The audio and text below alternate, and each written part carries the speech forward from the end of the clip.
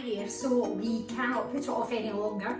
I am going to make my Christmas cake, okay? So I cheated a wee tiny bit. There's lots of ways you can introduce alcohol into your Christmas cake. One of the ways that I use sort of most often is I bake my cake strictly without alcohol, and then I let it cool thoroughly for a couple of weeks, and then over a period of 3 or 4 weeks I feed my cake. So what I would do is take some Jameson whiskey in a small shot glass, and I would pour it over the top of the cake whilst it's still wrapped in greaseproof paper, re-wrap it, wrap it in tin foil, put it in an airtight container, bring it out again a few days later, feed it again. That is one way you can do it. Now the only thing about doing that is if you're not experienced with feeding your cake, you may overfeed in one section, for example the middle, and what will happen then is the middle of your cake will get really squishy and it won't be nice, okay? The other way you can introduce alcohol is to soak your fruit.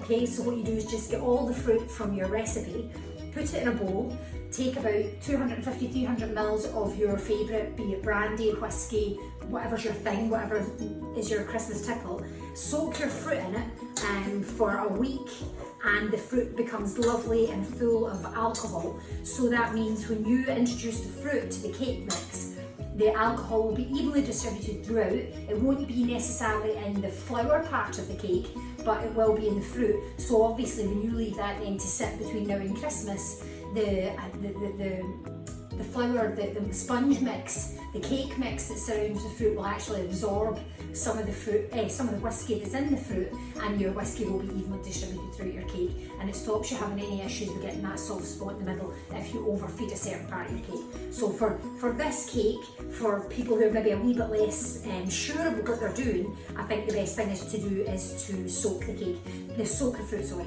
Now this is a really old recipe that I'm using. I was given this recipe 30 some years ago, and it's the recipe I used since I got married, and I've done the same cake every single year. I do small cakes, big cakes, square cakes, round cakes, cakes for gifts, cakes for charity donations, and it's always the same recipe. Now one of the unusual things about my recipe is it has pineapple in it. Pineapple's gorgeous, it's soft and it's juicy and it's fruity, and it just brings the cake to another level. I find that the Christmas cake without pineapple doesn't have the same texture, so I use pineapple. It's an option, you don't have to use it. In here I've got raisins, currants and sultanas, and they've been sitting, as I say, steeped in Jameson whiskey for a week. We've also got walnuts, which you just get a packet of walnuts and break them up to whatever size you want. I've got 6 ounces of glassy cherries. Now you can put them in whole like this, or you can cut them in half, or you can chop them up if you don't want to find a big glassy cherry in there somewhere. I've already shelled 6 eggs, 6 chestnut banana free range eggs. I always use free range eggs. I do not like just standard eggs. I don't like the way the hens are kept. I think it's disgusting. So in my opinion, for the small amount extra that it costs, I would always make the effort to buy free range eggs. And these happen to be a breed called chestnut bananas, and the yolks are really orange. They're absolutely beautiful. I've got 8 ounces of slightly salted butter. I've got 10 ounces, it's not a lot of flour, but I've got 10 ounces of plain flour, and I've got 2 ounces of self-raising flour. I've got 8 ounces, now this is the really important part. For a Christmas cake, in my opinion, to smell and taste and feel like Christmas, it has to be malty, okay? It has to have that lovely, heady, malty whiskey smell. So to enable us to get that flavour, we're not going to use ordinary sugar. We're not going to use regular granulated sugar or caster sugar. We're also not just going to use any old brown sugar. This is dark brown muscovado sugar. Now, it generally tends to come in small little packets that size. It's really sticky and caramelly, and oh, it's absolutely wonderful, okay? So that's what we're going to use. And then to add to that overall sort of malty, Christmassy taste and smell, you can see how excited I'm getting. I do a little bit of Christmas. We're going to add a couple of tablespoons of Lyle's black treacle, which truthfully I would eat off the spoon, but I'm going to put it in my Christmas cake, and it gives an amazing smell. Now I get this recipe from a gentleman whom I lived beside for many years, and he was a baker, and he gave me this recipe, and this was his recipe, and I'm very grateful for that, and I've used it ever since. So the only other thing to say to you is, I've used 3/4 pound, which is about, I'm just going to change that into ounces for you, about 12 ounces of each of my dried fruits. So that's 12 ounces of sultanas, 12 ounces of raisins and 12 ounces of currants. So it is a lot of fruit, but trust me, it's really well worth it, okay? So the first thing we're going to do, and I probably should have done this in advance, and I do apologise, but I've been running about getting ready, is we're going to cream our butter and sugar together. Now, as you know, I don't have the strength anymore to do it by hand, so we will just do it in the KitchenAid, my board for KitchenAid, and get it out of the way. If you're feeling mighty strong, or if you've got a person in the house that's quite happy to cream butter and sugar in a bowl with a wooden spoon, batter in. If not, if you've got a hand mixer, you can do it with a hand mixer. If you've got a stand mixer, do it with a stand mixer. I just feel it takes some of the stress and the pressure off me. Okay, so that's our 8 ounces of butter, and now we're going to add our 8 ounces of dark brown muscovado sugar. Now, if you can't find it in the supermarket, just ask any one of the assistants in the to tell you what it is. It should be in the sugar aisle, and I say it just comes in a little small packet of that size. So you're not looking for a big bag of sugar, okay? And you won't need a big bag of sugar either.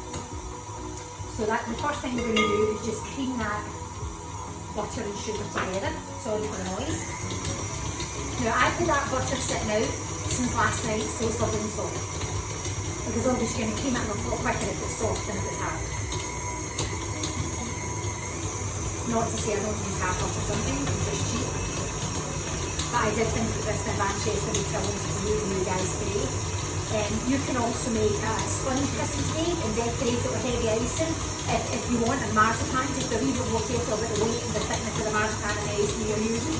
I just truthfully don't like Christmas cake, and I don't eat Christmas cake, but for whatever reason I apparently make a really good Christmas cake. So trusty green spoon, which we're going to use in a second. Now you see how much quicker that creamed because it's nice and soft, okay? So just scrape off the paddle. Just scrape it down into the centre of the bowl, make sure it's thoroughly mixed. Don't want any bits of butter still sitting waiting for sugar to get to them. And we'll give it another quick whisk, and then we're going to add the egg.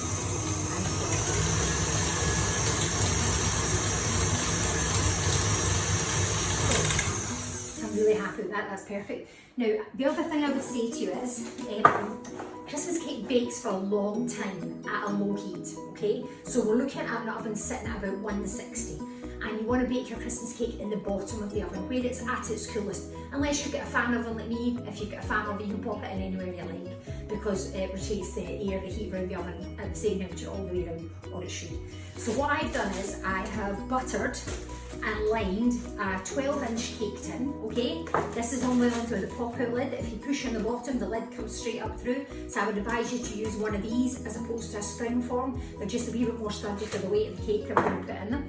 Then I have put, you can see I've got greaseproof paper on the bottom, and this is a double layer of greaseproof paper around the outside with a nice big heavy fold, and again it's all buttered all the way around so as it sticks, okay? Then for on top of the cake, once we've got all the mix in the bowl, we're going to put a piece of greaseproof paper right down inside on top for the first maybe hour and a half to 2 hours of cooking, and it stops the top of the cake getting any way burnt, or any of your fruit that's up near the top of the cake, it stops that drying out. So if you put a little bit of greaseproof paper on top, you can do it that way. If you're lucky enough to have an agar and you've got an even lower temperature and your agar's just sitting burning away for hours and you use it to cook, do the very same. What I would say is put another layer of greaseproof paper around the outside and tie it. Do the same with your cover and pop it in your agar down to maybe 140 and just let it cook away for 3.5 hours, and then put a little skewer through the centre, pull it out if it looks clear of cake mix. So that's your battery cake mix, not your juice from your fruit. If it looks clear of cake mix, then it's ready. But we'll look at that when I take this out of the oven later on, and I'll show you how to see that your skewer is clear. As I say, it's cake mix you're looking for. You're not actually looking for juice from fruit, okay? So what we're going to do now is we're going to add the 6 eggs, which I took out the shells earlier on because I'm an absolute living disaster at cracking shells, and I would end up with them in the bowl. We'll give that a quick mix. And then what we'll do is, I've already sieved this flour, okay, to allow air into it. And what we're going to do is we're just going to really slowly introduce this into the egg and sugar mix. So just a little bit at a time. For one reason, my main reason, if you dump all that in there just now, that's going, it's just going to puff it all back out into the kitchen, okay? So just take your time, it's worth it, okay? And what I'm also going to do is I'm going to take the spoon and just take all the mix down off the edges of the bowl, because I don't want anything left up there which doesn't get mixed through thoroughly. And you see what I was about to do there, I was about to lift that blade out completely and it was still running. My goodness, it was only going slow.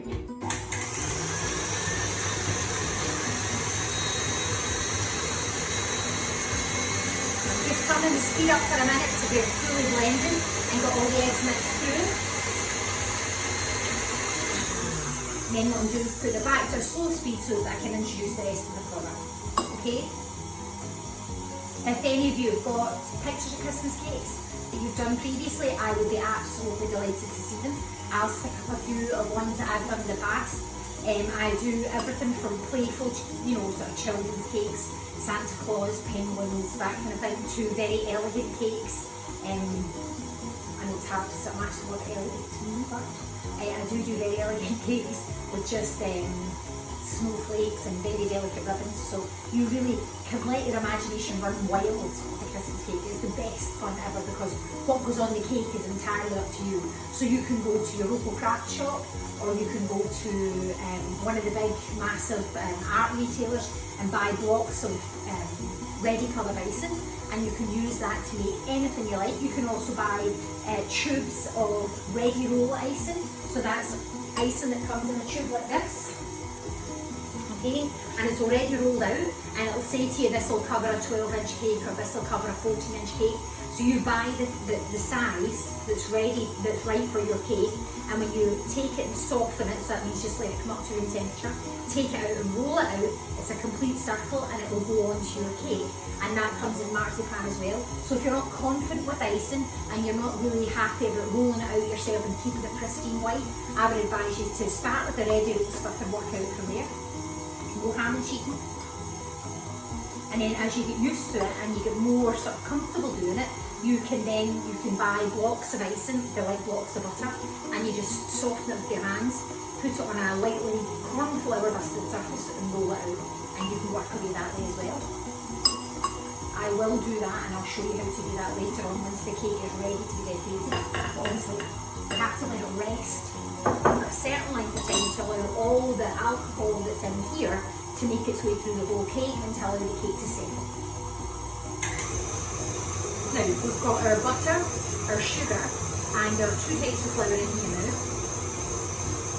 And already it's got a lovely caramel colour, but I like it just a little bit darker. I'll show you with the blade. You see how the colour of that is lovely in caramel colour, but we want to go just a wee bit darker. So if I actually knew it down with my spoon, we're going to stick a couple of tablespoons of the absolutely beautiful treacle in here, okay? Now my gran used to always, she'll be frowning at me just now, she used to always heat up the spoon first to stop her having to stand and do this. So she would heat the spoon in a little cup of hot water, dip the spoon in the hot water and then stick it in the pot, and then her treacle would just slide right off the spoon into the bowl. Sorry man.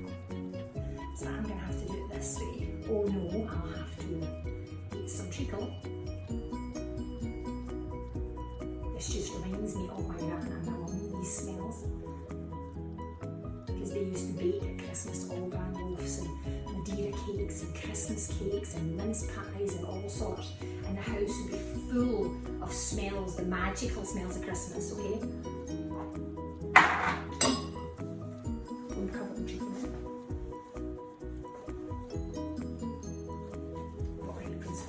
So we're going to give that a little mix now.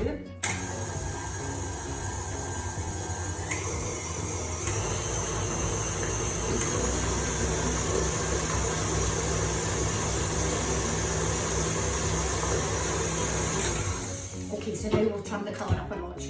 So you can see we've got a dark version of the caramel colour that we had earlier, okay? Now, I would love it if the KitchenAid could mix all the fruit in, but there's not a hope of that, okay? The weight would just be far, far, far too much. This weighs in at over 10 pounds, this cake, so it's a seriously big Christmas cake. And it will literally, well, if you've got people that don't eat an awful lot of Christmas cake, which is not my house, it would literally last 6 months to a year. You know, there's absolutely no issue with that, but obviously, in my house, the motto is a cut cake is a cake to be eaten. So it's just an invite sitting there waiting. So can you see the colour of that? Look how dark that looks now that we've added the treacle. So I'm just going to give that another wee mix through, make sure you haven't missed anything. A wee bit of flour on the edge of the bowl there. And then comes the real fun part of getting all of that fruit evenly through this mix, okay? So what we'll do is we'll add it in sections, because it is a lot of fruit. So see, this is 12 ounces of each of your favourite. If you don't like one, take it out and just add more of the other. If you like mixed peel, which I don't, but if you do like mixed peel, feel free to add some mixed peel in, so you can see it's starting to come together now. It's heavy work, I'm not going to lie, and there'll be a wee little treat cup of coffee for me after this, I think. After I've made chocolate chip cookies for Mark. Special request before he left this morning. Okay, so now I've got all the currants, sultanas and raisins in here, okay? It's just a case of taking your time and mixing it through so that it's all well coated and covered, okay? A flexible spoon is good because it allows you to go right down and scrape the bottom of the bowl. Okay, now the next thing I'm going to add is our pineapple. So just a small tin of pineapple, or if you've got a fresh pineapple, probably half a fresh pineapple will do. A little bit of the liquid, but not all of it. I don't want all of it in there. And again, we'll just get that mixed through. Up. So what are you all doing for Christmas? Are you staying home, or are you going to visit relatives? Do you have people over? Do you love Christmas? Do you hate it? Are you organised already? Have you got presents wrapped? Fess up. Who's got presents wrapped? Okay, I haven't got presents bought. This is my big first foray into Christmas, is making this cake. Okay, next we're going to put the nuts in, okay? That's had a lovely texture. I say break them up as big or as small as you like. I like sizable chunks so that you can see it when you cut the cake and you know that there are nuts in there, okay? This is where it starts to get really, really, really heavy. It's hard work. Okay, and the next and final thing that we're going to pop in is these cherries. So what I will do is I'll probably cut a few of them in half and leave a few of them whole. Every day in our house except me was cherries. I don't know why, I've never liked them since I was young.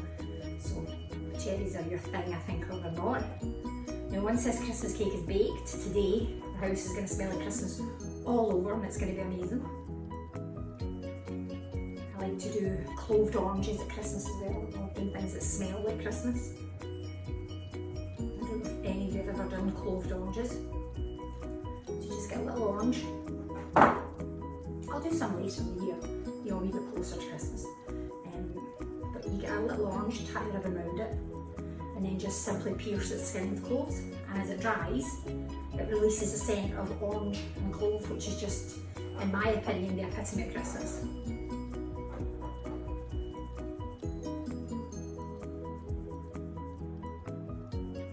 So just give me a second. Be careful not to cut yourself if you're doing it the way I'm doing it.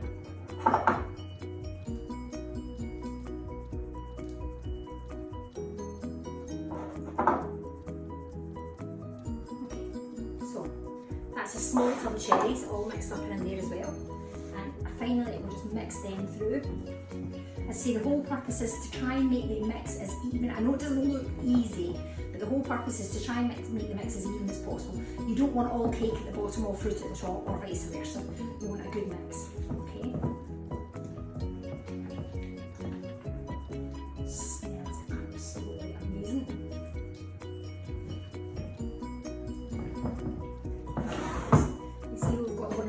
So basically, there's just enough cake batter to cover the fruit, okay? So the fruit's fully covered all the way through. Don't want any little pockets of fruit without cake batter in them. So the next thing we're going to do is we're going to put all of this in here, okay? So we'll just take it out spoon at a time, take your time, it's heavy mix, it needs a second to settle, okay? okay? Don't worry about how heavy it looks, it will taste absolutely amazing. I sometimes use this mix to make small cakes that I then post out, which is lovely. Great fun decorating as well. So just make sure when you're putting it in that it goes all the way down to the bottom. Don't want any pockets. And that will let you see your fruit well mixed through as well. Now this won't rise much. Obviously there's not a whole lot of raisin agent in it. 2 ounces of flour for a cake this, 2 ounces of self-raising flour anyway. For a cake this size is not a whole lot. I've been using this Prestige tin for, it feels like 100 years. I have a square tin that I use as well. Funnily enough, I prefer to decorate a round cake every morning. Maybe it's just that I prefer it, it's a wee bit easier. You can see that I'm normal, I make mess like everybody else. Actually, I probably make more mess than everybody else. Okay.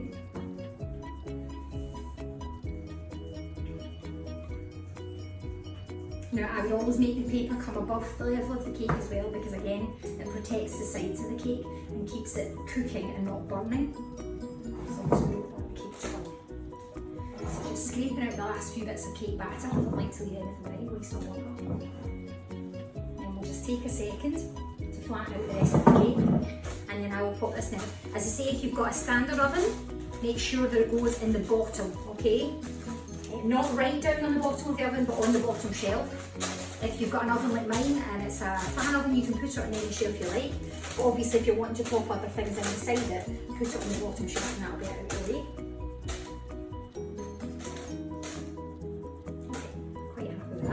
Now, you see, here's our cake, okay? I'm going to too much now.